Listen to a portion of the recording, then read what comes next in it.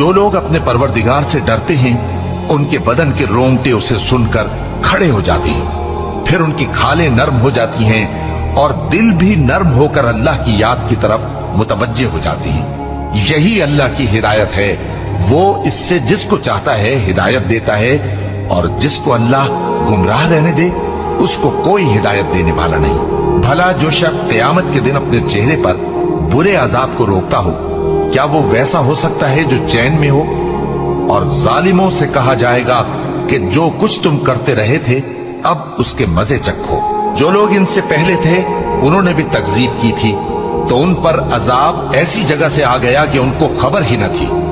پھر ان کو اللہ نے دنیا کی زندگی میں رسوائی کا مزہ چکھا دیا، اور آخرت کا عذاب تو بہت ہی بڑا ہے۔ کاش یہ سمجھ رکھتے، اور ہم نے لوگوں کے سمجھانے کے لیے اس قرآن میں ہر طرح کی مثالیں بیان کی ہیں تاکہ وہ نصیحت حاصل کریں۔